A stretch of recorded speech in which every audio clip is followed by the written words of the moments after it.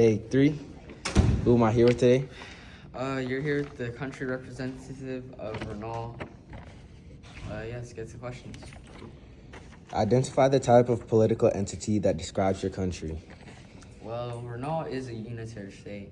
A unitary state is basically when all the power is in the hands of the central governments rather than all the local governments. Explain what makes your country this type of political entity. Well, Renault is unitary because the government in Penalty Land, which is its capital, makes all the important decisions, and local governments only carry out the orders from the central government. Describe one positive or negative impact of colonialism/imperialism on your country. One negative is that of colonialism on Renault was the overuse of its coastal resources. Foreign powers took advantage of Renault's rich marine life by overfishing its waters, which led to the depletion of fish populations. This damaged local fisheries, leaving many communities that depended on fishing without enough resources. Even after colonialism ended, the damage to marine life still affects our country. Explain one example of a territorial relationship of your country. Renault's geography is important to its relationships with other countries. Since it's an island, the waters around it have narrow passages called choke points, which are key for trade and military strategy. Controlling these sea routes is important for shipping goods to other countries and for military defense. These choke points are crucial for Renault's economy and security. Explain the type of political boundary within your country. Our political boundary is an antecedent boundary, which means the boundary existed before there was much human settlement. Since Renault is an island, its coastline naturally forms the boundary of the country.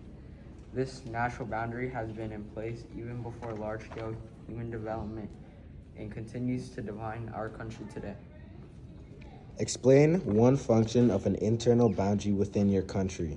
Well, internal boundaries in Renault help divide the country into different administrative regions. These boundaries make it easier for the central government to implement national policies in each area. The regional governments help enforce the decisions made by the central government. Describe how your country is impacted by the United Nations Law of Sea. Well, since we're an island, it must follow the United Nations Law of the Sea. This law defines the country's territorial waters, the EEZ, and fishing rights. The central government must follow these laws to manage marine resources and avoid conflicts with other countries of the sea. Explain the relationship between boundaries and voting in your country.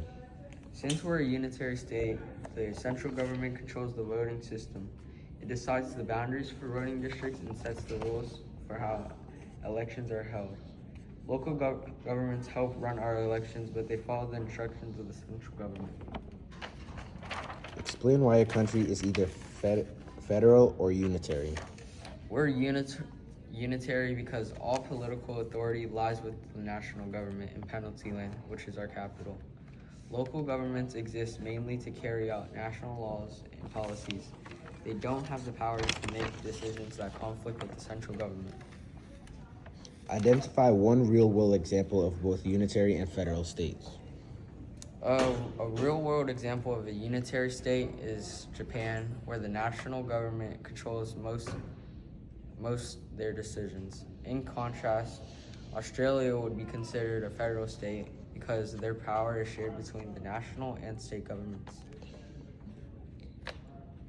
Identify and explain one devolutionary factor within your country based on previous responses. Well, a possible reason for more local control in Renault could come from fishing communities. These communities, which rely heavily on the sea for their livelihood, may want more control over marine resources and fishing rules. They may feel that the national government doesn't understand their needs and could push for more local authority. Similarly, nearby countries experience instability could also affect Renault's trade and security.